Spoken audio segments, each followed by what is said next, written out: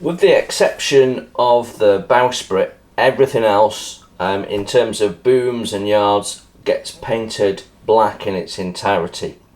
So it's worth making all of these up now, and then we can start installing them as we go on. Now, the sequence that you rig the model is largely up to you, but I generally work on the basis of working from the middle out. So, you know, it's about having a look at your instructions, deciding what is the sequence that makes sense to you, what's going to be difficult to do if something else has been done, and all of that. I'll take you all through that later on. Your start point needs to be these, because this is what we're going to be rigging. Basically, all your rigging is going to be hanging off all of these items, and then terminating on the eyes that we've put either on the deck or on the belaying pins or something like that. So it makes sense to work through all of these and put these together, put the blocks on and be ready. And then you're just sitting down with your threads and working through the plans from that point on.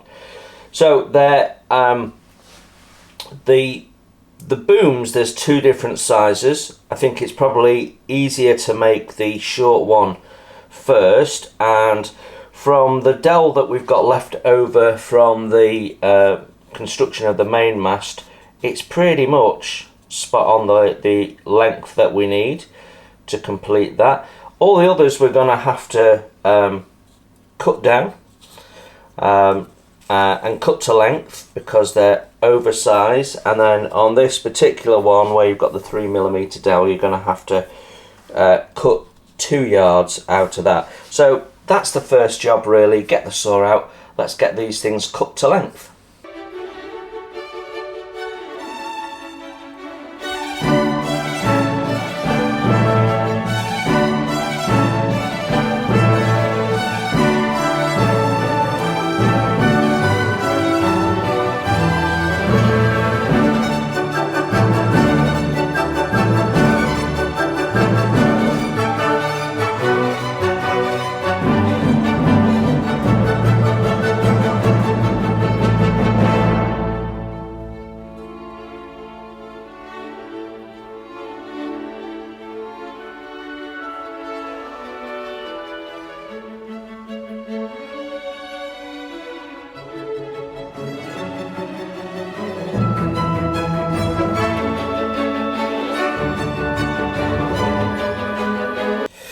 So what we're going to do is we're going to start by marking off where we need to cut.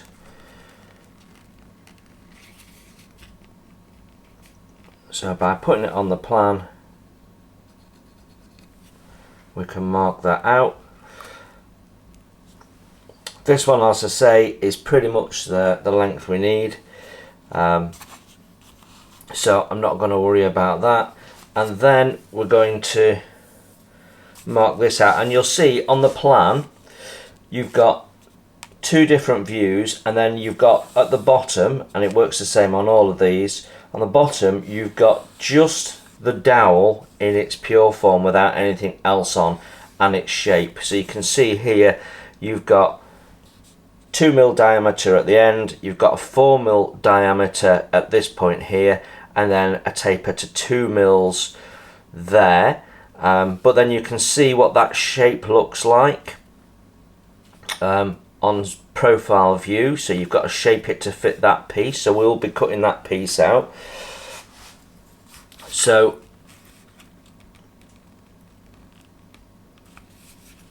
with this one, you can see we've got quite a bit left over. So if you're worried about shaping it, do the shaping first, and then if you end up making a mess and having to start again, you've not lost anything. So on this particular one, on the big boom, I would suggest you don't cut that down to length until you've done the shaping. So we're going to do the larger boom first, so you can practice the shaping before you do it on this smaller one, because we've got no wriggle room on that. on the bowsprit, we're going down to a 3mm taper, so that's nice and easy. The hardest thing we've got to do is put a little 1mm groove in.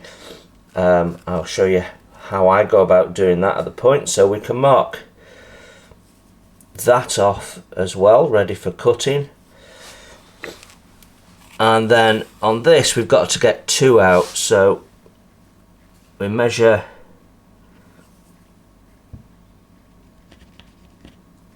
that first one, and then we'll cut it and measure that one. So I'm going to cut these, and then we're going to cut up the plans. I'll show you that as well. So with all my dowels cut to length, the bits that we've cut off we keep. You never know when you're going to need them on a future build. Now what I'm going to do is I'm going to cut up my plans. Now you don't have to do this. I find looking at this page quite busy, and it's not because of the layout or anything like that, and it could be because I'm autistic, I don't know, but I find it quite busy, so I find it easier to focus if I'm just looking at the one section that I want.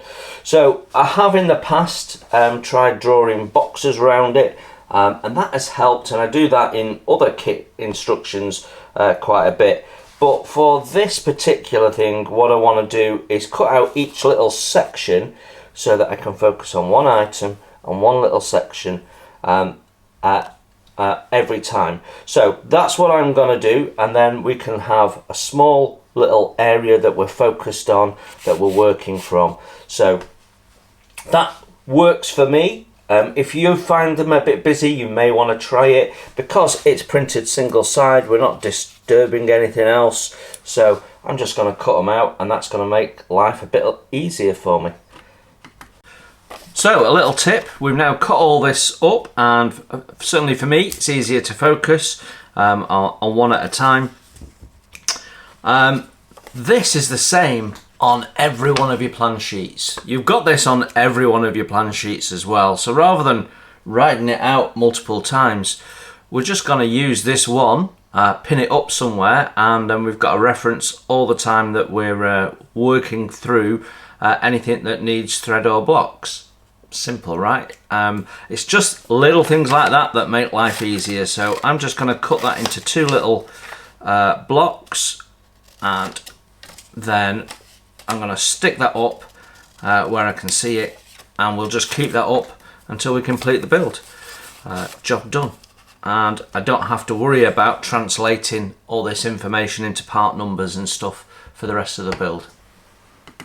If, like me, you have to tidy up your workspace from time to time for because you've not got a permanent place, or because you do other things on there, then it's a good idea to put all of these in individual bags with their instructions, keep everything together, and then just get out the one you're working on at any one time. So that's exactly what I'm going to do. I'm just going to put my instruction and that in, and then if I'm part way through working through it, I can keep it all in the bag, and it's not all getting lost, it's all getting together, and put that in my build tray while I carry on working on the other bits. Okay, so I have got together all the parts that we need to build up this boom, the main boom, and what we're going to do is we're going to do this one first. I haven't got the threads out, we'll get the threads out when we get to them.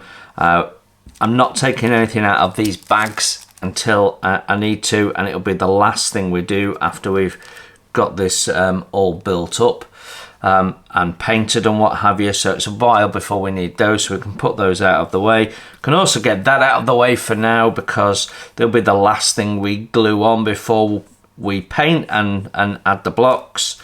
This I'm going to need to keep for reference, because we're going to have to be fitting it, so we're going to be constantly test fitting against this piece. So what we're going to do is we're going to start by cleaning up the jaw here. So I'm going to get all the laser burn off. I'm not going to worry about the inside here, because that's going to be against the mast, but for fullness you can clean it off if you wish to. So we can put that at the top for us to reference against. We can get that out of the way and we can start by cleaning up. Be careful, because if you put too much pressure on here you can snap the part. Our grain is going that way, so it can shear. So I strongly recommend that you hold the part and do it a little bit at a time. So I'm securing it at the bottom, just holding it between my fingers so I can run this over it without putting any undue pressure on it. And then I'll move my fingers up a little bit. The other thing you could do is you could put it in a vise and clamp it in a vise, so this is right near the surface and you've got plenty of clamp pressure on here to stop it moving around. So that's another way you could do it if you're worried about it or not got the dexterity in your fingers to hold it or whatever. So clamps, a vise is a good option.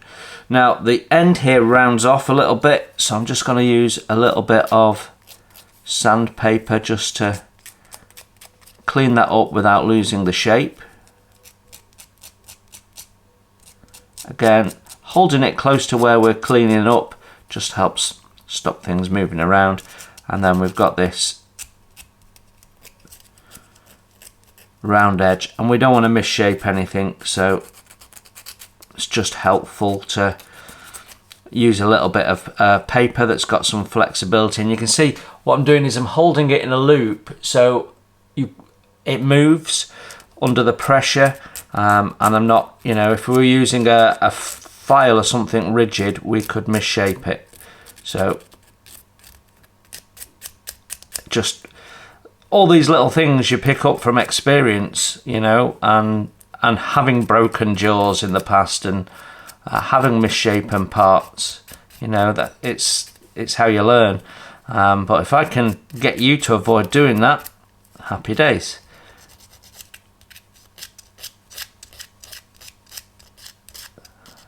There we go. So I'll finish this off camera with this course, and then we'll clean the part up. I'll come back to you when we come to finish cleaning the part up with the next sanding. Okay, now we've taken the laser burn off, I just want to tidy it up, make it look smooth. Because we're going to be painting this, we want to have it as smooth as possible. As soon as we put the paint on, we open up the grain, and anything we can do to make this smooth beforehand is going to reduce that.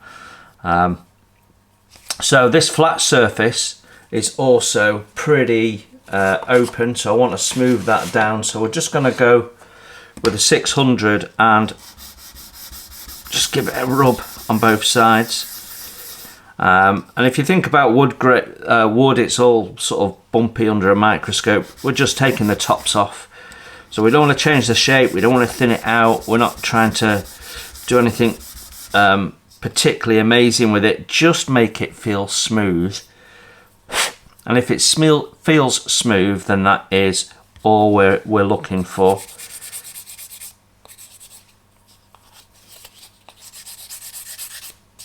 There we go. Now at this stage, if you want, you can round these sharp corners off. Just simply passing over it a couple of times takes the sharpness of the corner off.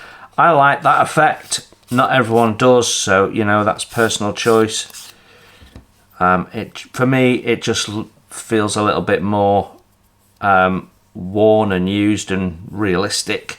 I reckon there wouldn't have really been sharp edges on these things, but there you go.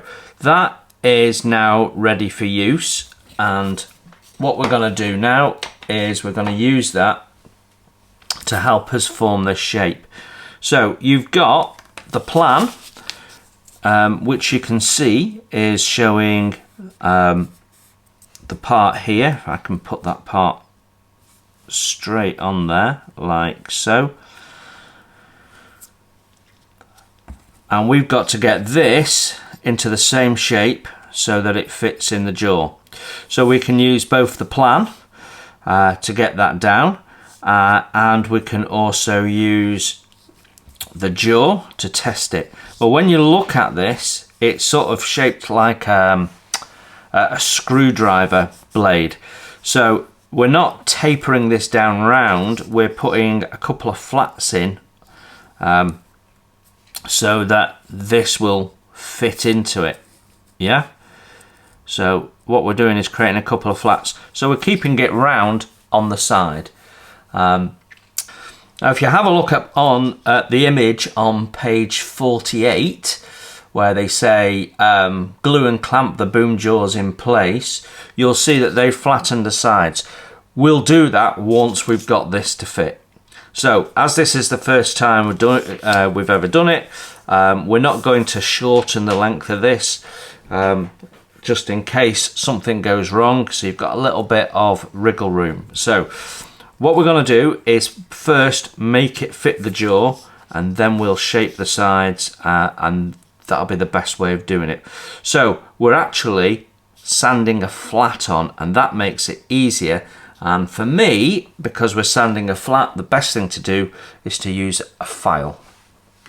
So we're going to start by just marking out where this taper needs to start from.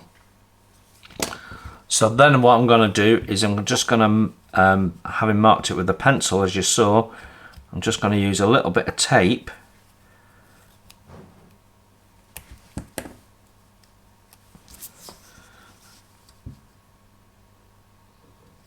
like so.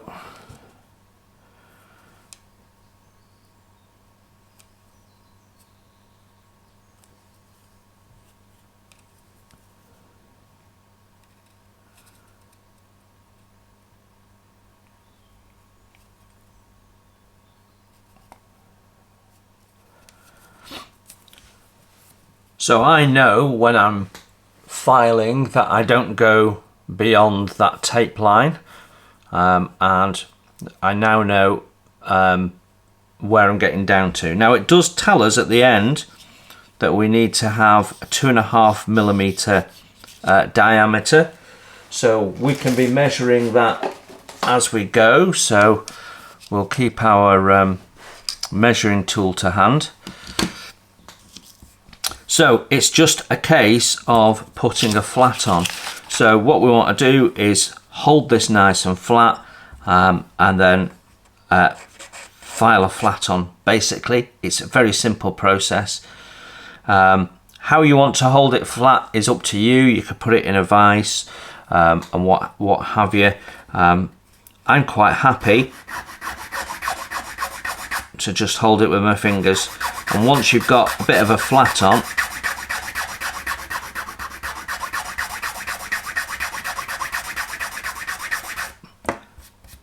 turn it over and do the other side. Now the reason why we're doing that straight away is because one, it's going to stop this rolling around, and because we've got a flat, we can position it. We know we can exactly position the other flat so that they're on opposing sides.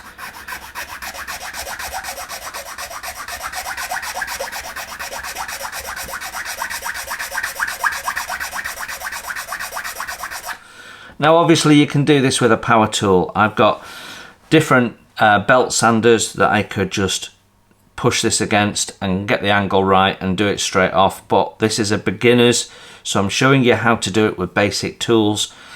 In future builds we'll show you different power tools, so I've got a couple of different power tools I could use to do this, but this is how we're going to tackle it in this, and I'm going to do it all by hand so that it looks completely correct, and you know that I've not cheated, if that makes sense, because I want you to be confident that what we're doing is nice and easy, and the techniques that I'm showing you work. So if I show you this and then off camera I go and do it on a belt sander, you know, you wouldn't have the confidence that this will actually work. But you can see we're starting to get a flat. What we've got to do though is be mindful of the taper, so we need to do a lot more at this end and then feather it all in.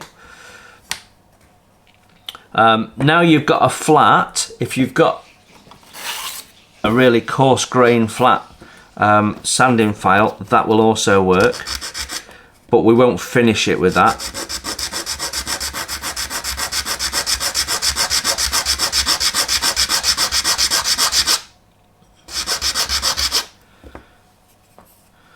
And then when you've done a little bit, flip it over, work on the other side, because you want it to be balanced. So I'm just going to flip that down.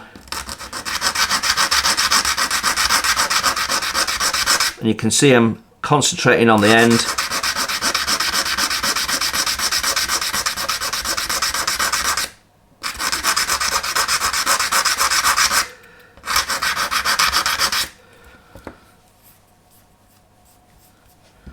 And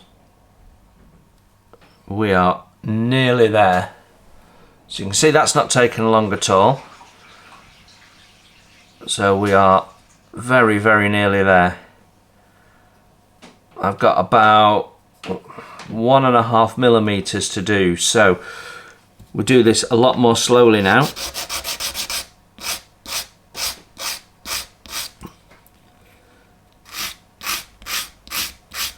And I want to be looking at it and making sure I've got a nice straight edge.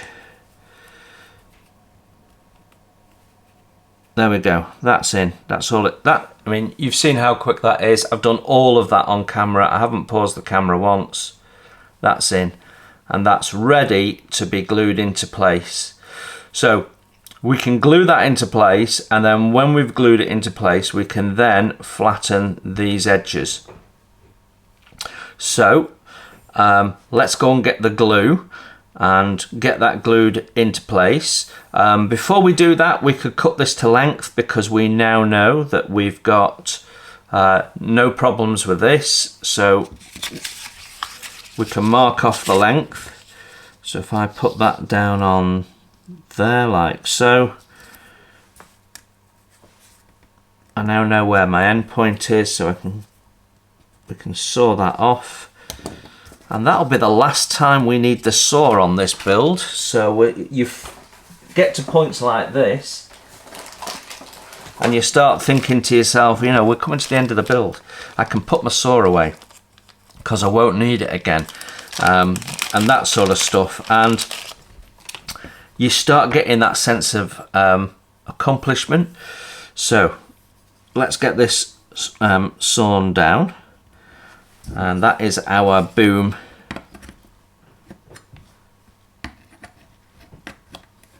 Ready for final tapering and painting up.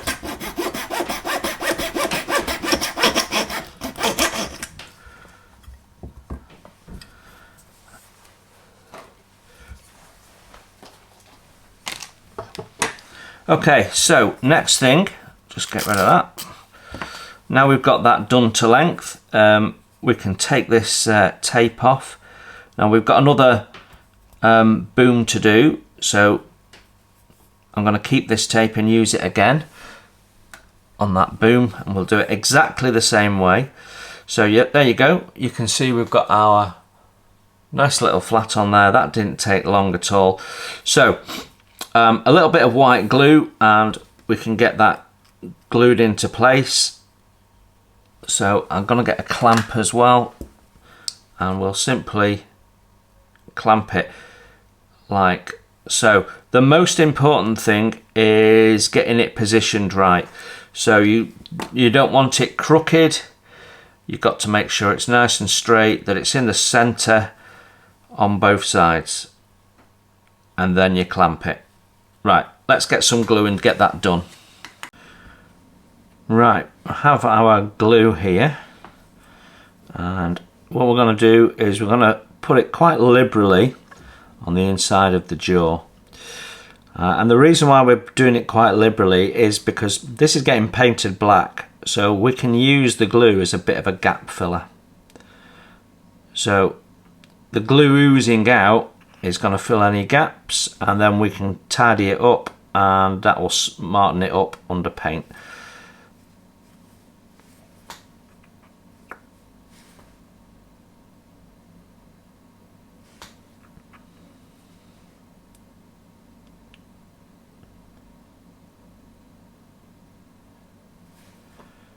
There we go, that should be plenty. So the key thing here is making sure that you've got this centered.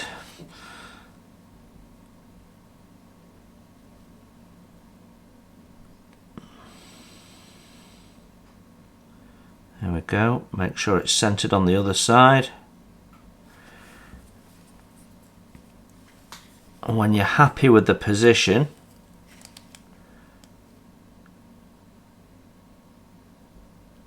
just slowly put a clamp on it.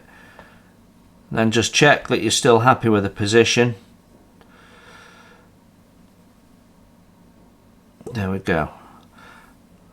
Make sure it's not crooked as well, because it's easy when you put the clamp on for this to move.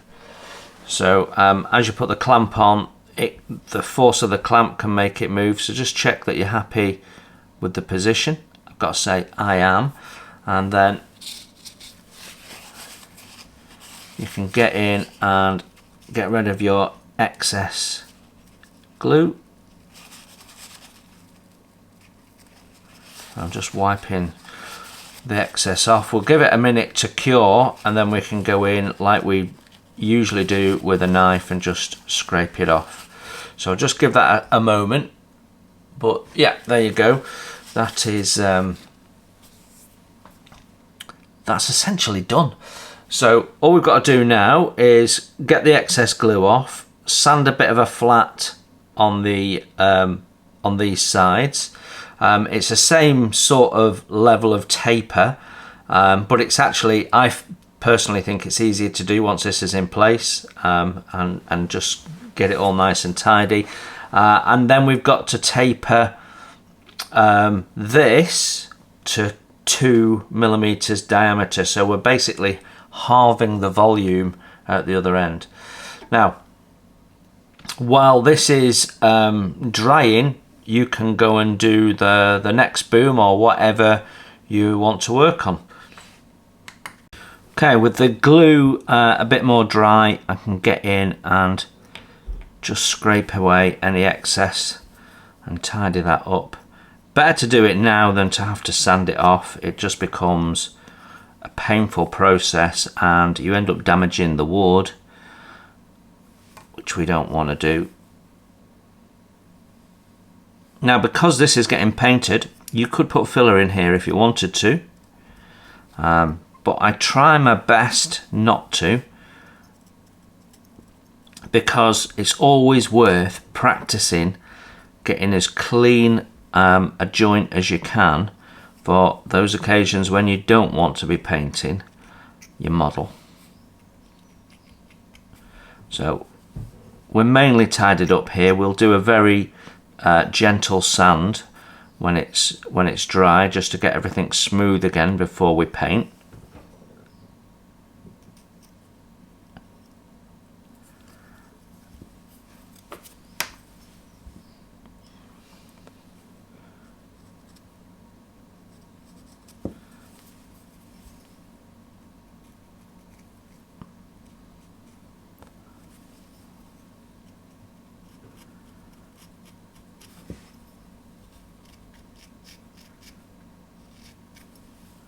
There we go, nearly there. Now the glue is still slightly soft, so when I finish cleaning this up, I can put the clamp back on.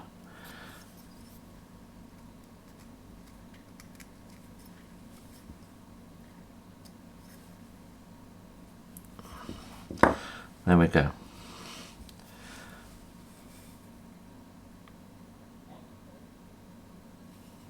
So I'm going to clamp it at that end. We're going to let that fully dry, and then we can put our flats on that end. So I'm quite happy with how this has all come together. Nearly missed a bit of glue there.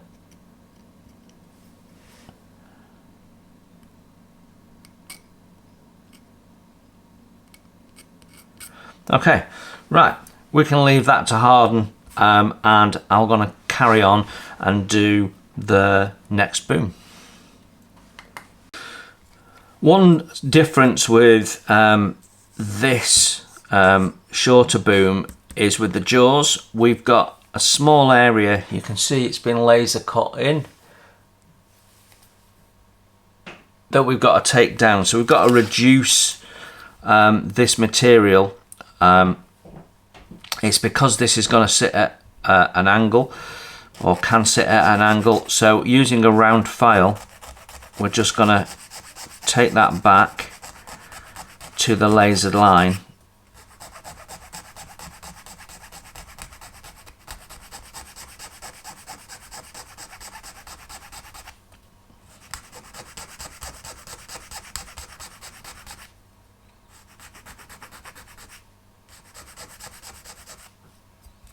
There you go, not a difficult process and not a time consuming process.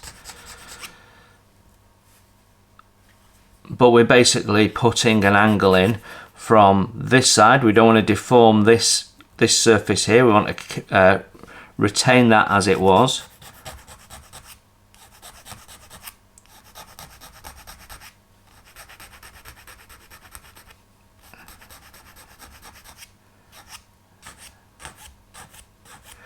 As we get closer to the end, we go a bit more carefully.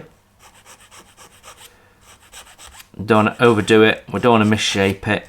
We want a nice smooth finish to this.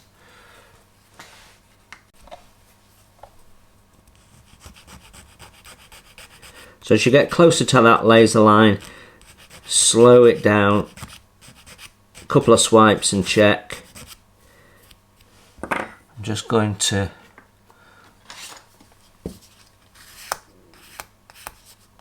smooth that off.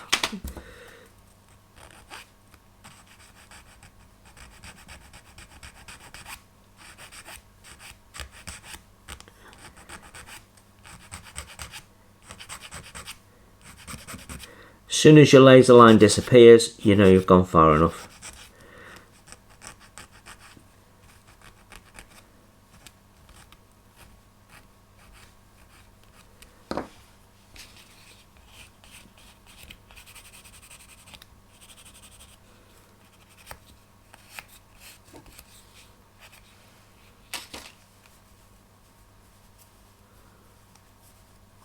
So there we go, that looks good. What we can do is we can use a very fine sandpaper and just give it a bit of a smooth.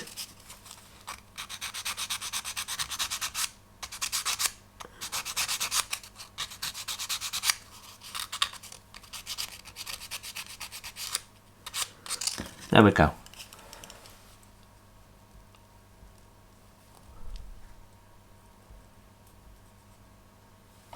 So clean up is exactly as we did before, so I'm not going to show you that again. I'll do that off camera because you know what we're doing. Glue has now dried on this, and we want to just sand any rough glue and bits and pieces off and just get it looking nice before we do the sanding of the flat. So I'm using, this is about a 400 grit, 400 or 600 would do, and just going to take back any lumpiness because it'll look dreadful under paint, and we don't want that at all.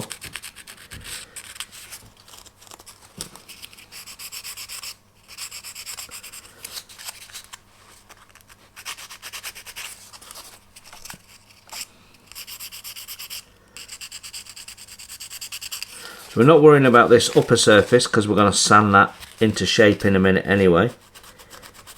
It's really getting the jaws nice and smooth.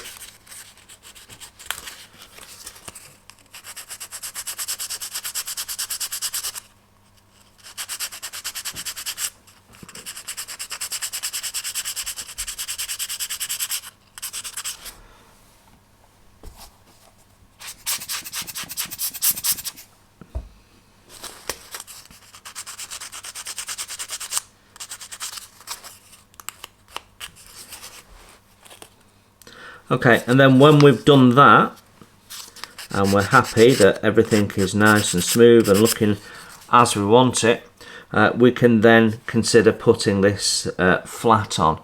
So this doesn't have to be, it's really aesthetic is what I was about to say, so we don't have to worry too much about it. It's about giving this a bit of a finish.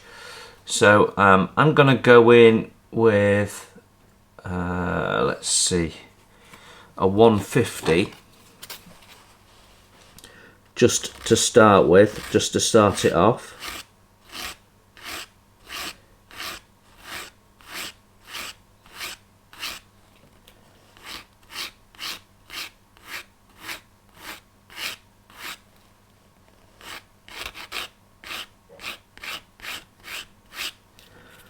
And then I'm going to go in with a 400 and just make it look presentable, really.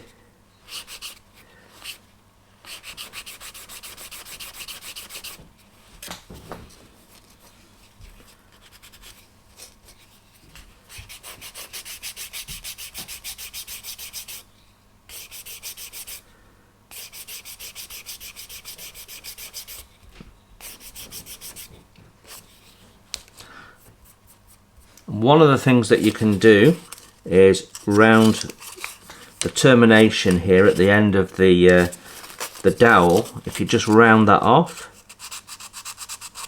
I always think that looks quite good.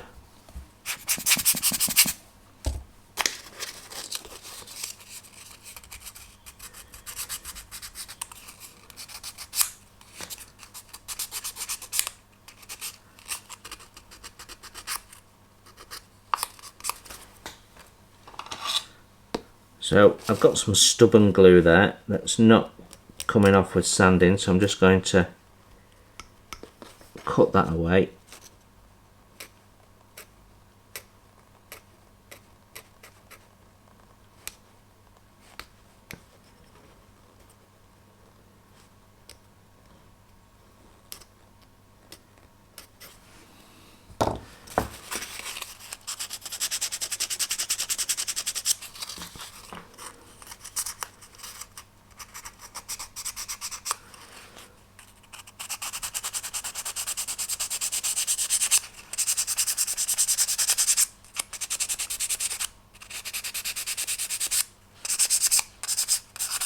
And what we want to do is just have it gently go down, round off the end, so you don't have to taper it all the way down, and just make it look uniform, and you know, be happy that it should look okay once you put some paint on. So that's all we're aiming to do here, but you do want it to have a nice flat.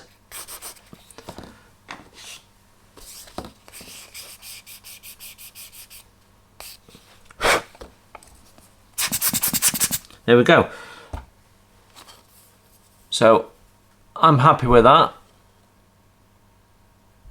So I'm going to do the other side off camera.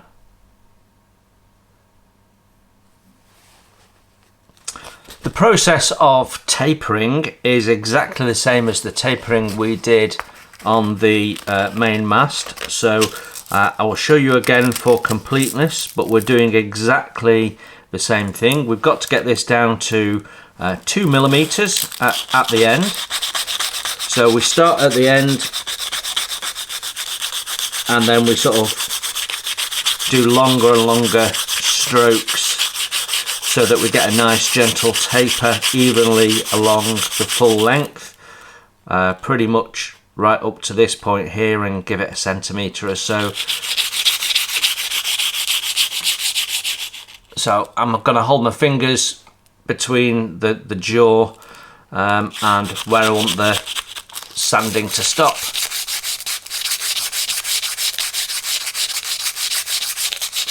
Keep turning it, and eventually we will get down to that 2 millimeters. But it needs to be a nice even taper the full length. We don't want it to be 2 millimeters there, 3 millimeters there, and back to 4 there. You know, we're not sharpening the point, we're just gently bringing it to that that end.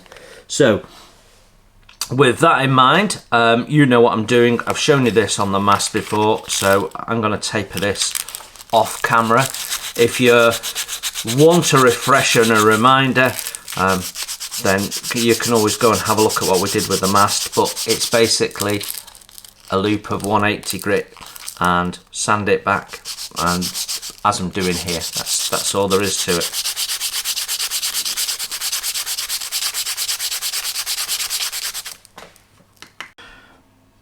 So, finish the tapering process. I personally quite like to round the end off a little bit. So when I'd finished the tapering process, just with a very fine grit, just rounded the edges off so we don't have a hard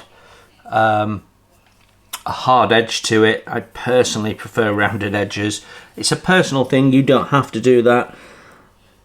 Now that that tapering is done, we can put our boom over the plan, and we can see exactly where we need to be adding these cleats. So the cleats are going on the side, so if we put this over the plan like this, we can see exactly the positions they should be. So what I'm going to do with a pencil is I'm just going to mark out the end position. So that's the back stop, so I know that I'm putting the start of the cleat there, and so I know exactly where to terminate it when I glue it on. We mark it there, and then I'm going to turn this round and mark it again. I'm only turning it around so I can see it better. So get it all lined up. So there is a measurement, but because the measurement is taken part way through the cleat, I think it's less helpful than just marking it up with a pencil. Obviously you could measure this from the plan and measure distances if you prefer, but it's just as easy, or in fact probably easier, to just mark it up like this. So where we've put these marks is pretty much the centre of the dowel, so we can just line our cleats up. So we've got 4 cleats to add in total, and then that completes the boom other than tying a block on and putting the parabol beads on. But we need to paint this before we can do those last 2 bits. So we'll get the cleats on, let them dry on, and then we can paint this one up. So while the cleats are drying on this, I can be doing the tapering of the smaller boom. Right, let's get the cleats cut out and get them glued into place. So the cleats we're using on this are number 79. So we're just gonna cut out 4 of those.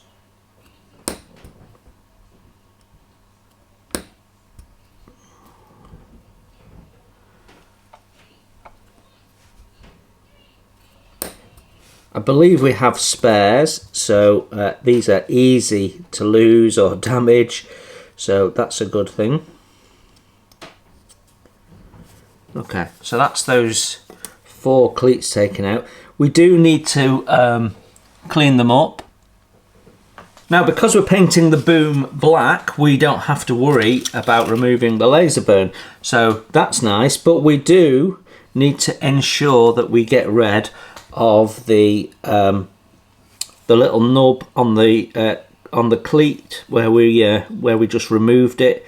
So just going to put it in a clamp, and I'm going to use a 400 grit here just to gently take that nub back and make sure it's nice and flat so that it looks good under the paint. So by putting it in the clip, that helps me hold it, and putting my finger underneath it so that we don't break it, and it's less likely to flick out. So it's just giving yourself a bit of control. So I'll do these and then we'll glue them on. Okay, I've got the boom in a clamp just to stop it rocking, and that gives me hands free while we glue these on. So I'm going to take the first cleat in my tweezers, a little bit of glue,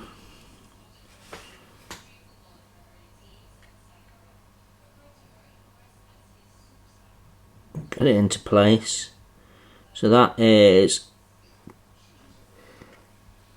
up against my little pencil mark, and then I'm just going to look at it and make sure it's in line with the jaws there, which it is. So we can now do the second one.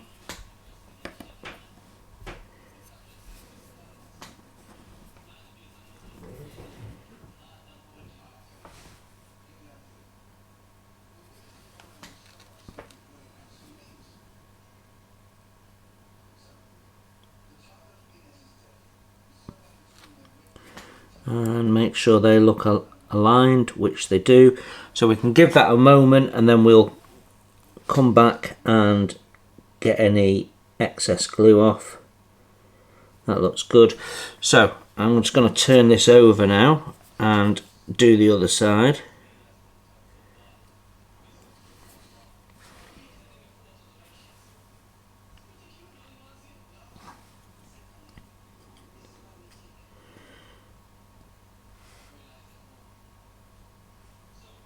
Just have to be careful that we don't knock one of the cleats off that we've just put on.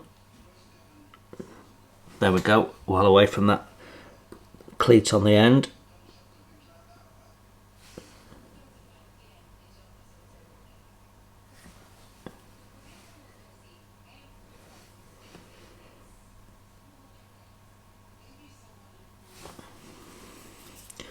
Now with this second cleat, we need to make sure it's aligned with the jaw like before.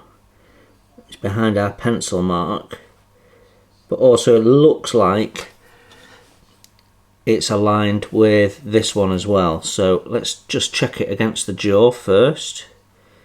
Yep, that seems to be good and straight, and then checking it with alignment to that, and I think it's a little bit behind that, so push that forward. There we go, that's good, happy with that. So just this end cleat left to do.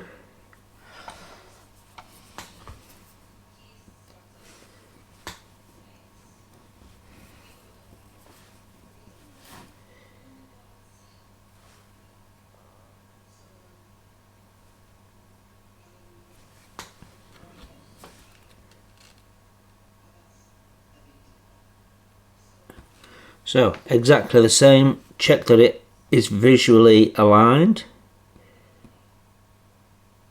and that it's straight.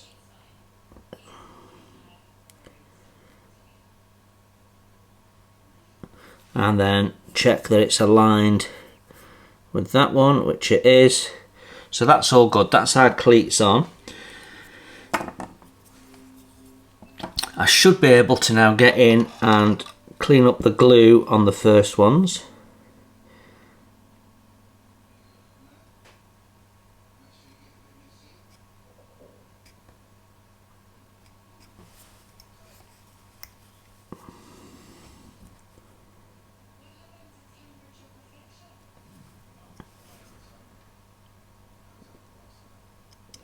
And then we can let that dry and we are ready for painting. Okay, so I'll come back to you when we're ready to paint. So our second boom here, the driver boom, is slightly more complicated than the first one. We've got the same thing to do to taper it and add cleats, but then we've got to add a couple of eye bolts, photo etch part 1, in a couple of places, and then we've got 3 blocks to add, a B and 2 A's. So as I look at that, that's 2 3mm single blocks and a 4mm single block there. So a little bit more complex, but not nothing major. So what we're going to do is I'm going to do the same tapering process. I'm not going to show you that on camera because it's exactly the same as I've shown you for the other boom. I'm going to do that. I'm going to glue the cleats on, and then I'll come back to you for the next bits. Obviously, we need to chemically blacken the photo etch parts. I will also do that off camera because you've seen that before, you know that process. So if you're not sure, go back and see a previous episode where that's covered off. So around about episode 13, 14, where we did chemical blackening. So in the meantime, I'm going to crack on with all of this off camera. And then I'll come back to you when we're doing some stuff new. Now, the real question is, do we paint this before we add the photo etch parts? My gut feel is yes, but we need to drill the holes and things first. Probably. Yeah, I think so. I think we drill the holes after we've done the painting. So I may even get this painted before I come back to you. Using the same dull black that we've used throughout the build, we can now paint in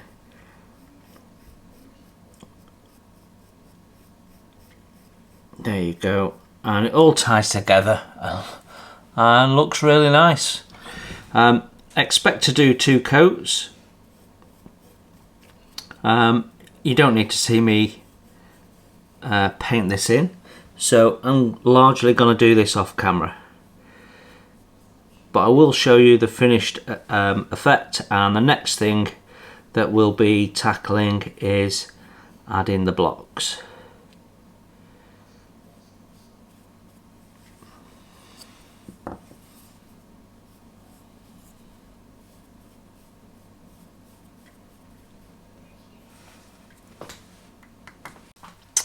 So I decided to drill the holes into the boom before we paint. So the boom's built up, same as before, and it looks great.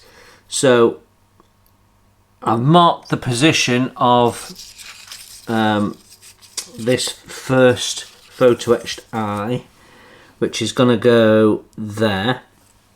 So I've simply used that line to mark the position and put it in the center. I've already chemically blackened the eyes. They've been blackening whilst I was painting up the boom and building up this one. So just making sure that we're nice and straight.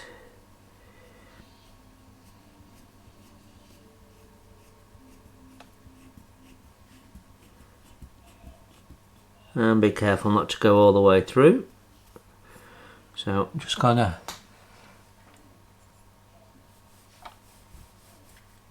see how deep we are. So yeah, we can't go in much deeper than that.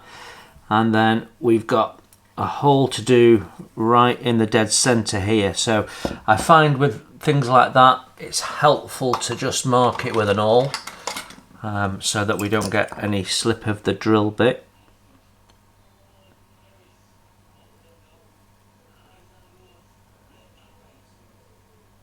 Happy that's the middle. Yeah.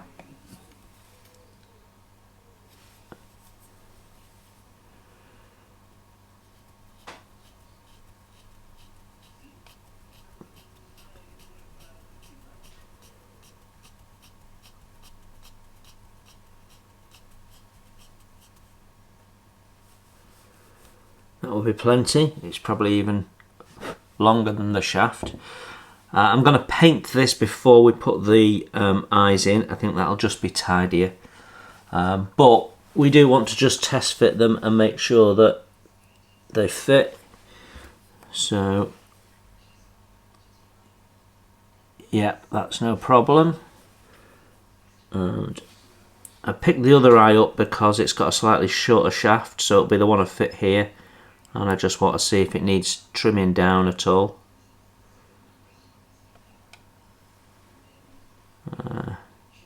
Yeah, and it does a little bit. It's just slightly too long. So a fraction of a millimetre out, but I want it to sit properly, so I'm just going to trim the end off, and we'll do another test fit.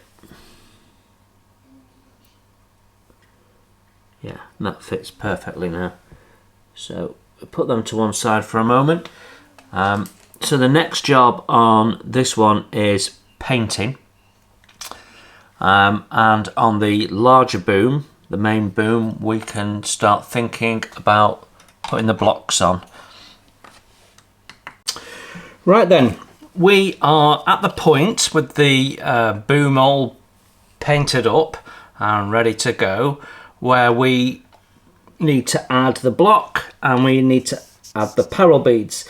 Now, the plan shows 7 beads. The imagery in the book, in the building manual, has 6 beads. But the real truth is, we're going to find out how many beads we need by putting a load on a thread and seeing how many we end up using. So what we're going to do is we're going to get some beads and we're going to load up a thread, and I'm going to put 7 on to start with and see if that's too many, too few. So the easiest way to do this is to use a bead threading needle, which is this bad boy here, which is basically a very long needle eye. So we're going to put our thread in like so, and then we're going to thread the beads onto the needle, which is nice and easy.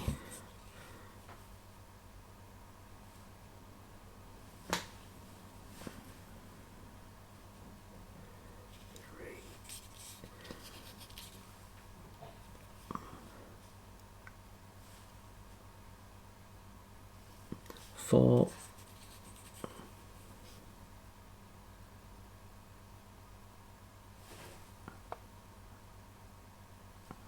5,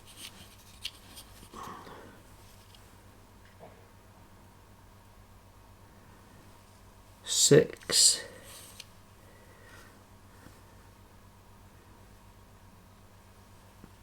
7. There we go. So that's our 7 beads. And we're just going to pop it on the thread by passing the needle through the beads like so.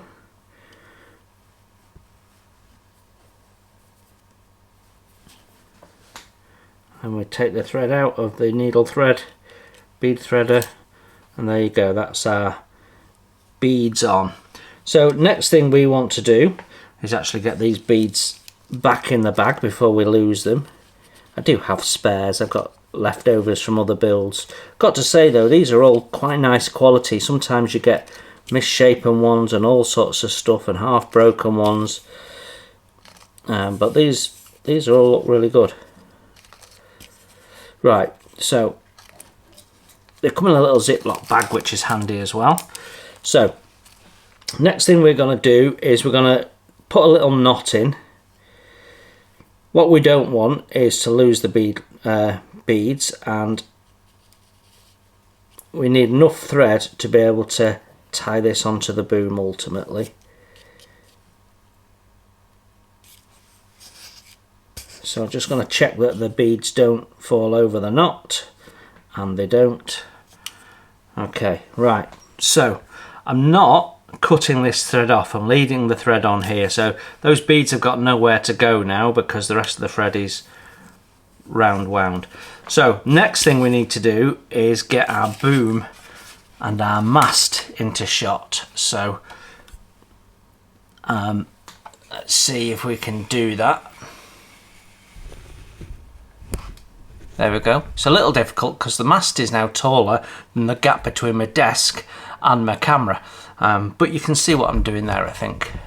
Right, so we're just going to check how many beads we need as a start point, and we do that by wrapping them round the mast. So I've got 7 on here, and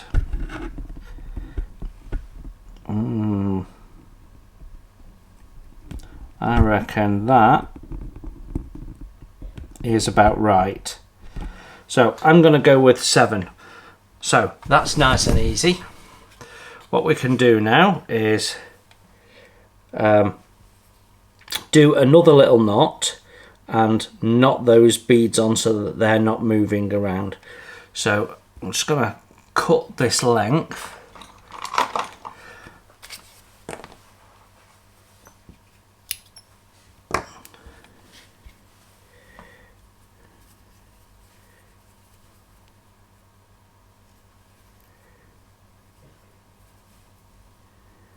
And then slide the knot down to where the beads are. Oh, I have actually managed to get a couple of beads to come out over that knot.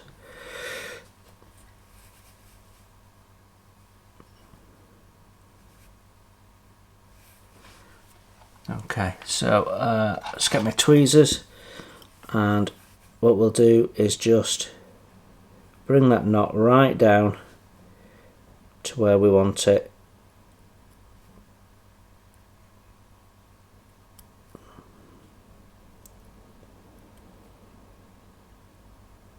It's important we get it right next to those beads. There we go. So the beads are now trapped between those two knots, theoretically, even though they're passing over. And now we can thread this onto our boom. So, nice and easy now. So what we need is our little needle thread, eye threader. Plop that through one of the holes in the boom.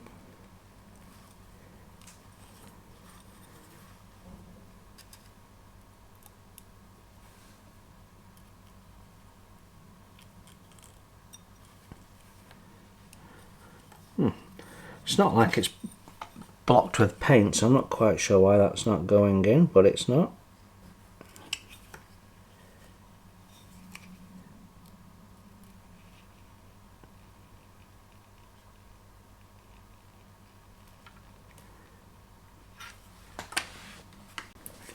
Okay, and we can put one of the ends in the needle threader and drag that through, like so.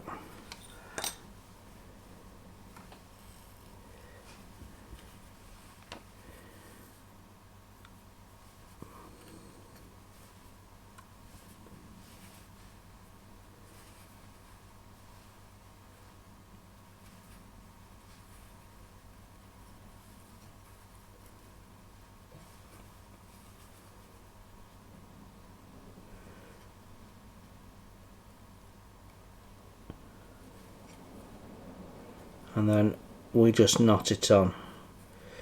It's a bit fiddly, as you can see.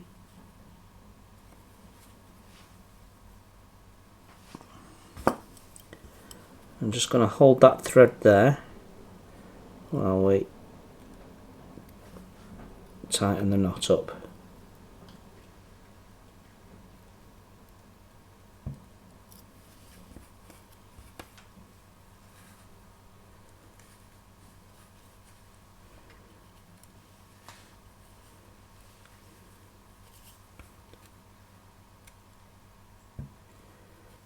Okay, and then what we want to do is just put a little touch of thin CA on there, but not until we've got it installed on the mast itself.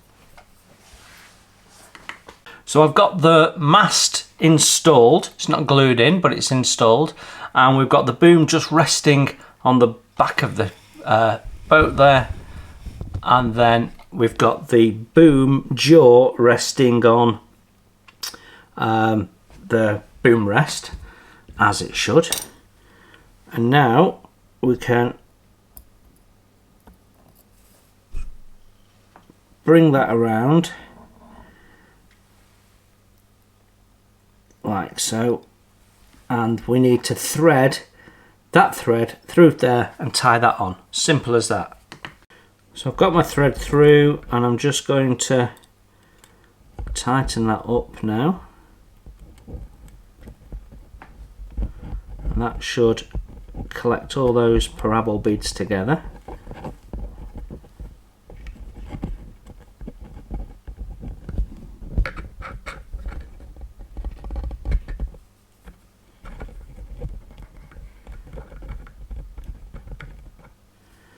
There we go. So all we have to do now is tie a knot.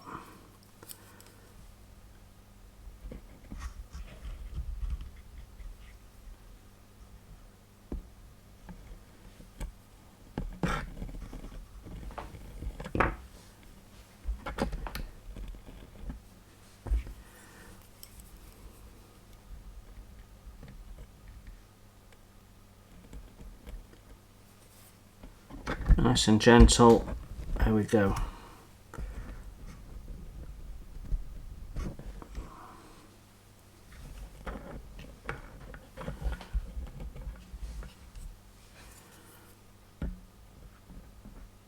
So that's the process of getting that tied on, and what you can see is this is a little loose, which is exactly what we want. We don't want it too tight, because we've got to suspend the boom at an angle, so it's not going to lay on the back of the boat. It's going to move up a little bit and have a block and tackle suspending it, and a stay at the back, and so on. So right now that is all good, and what we can do now is just put a little bit of CA glue on that knot, and that will just seal that off, and it won't glue itself to the mast, so all good.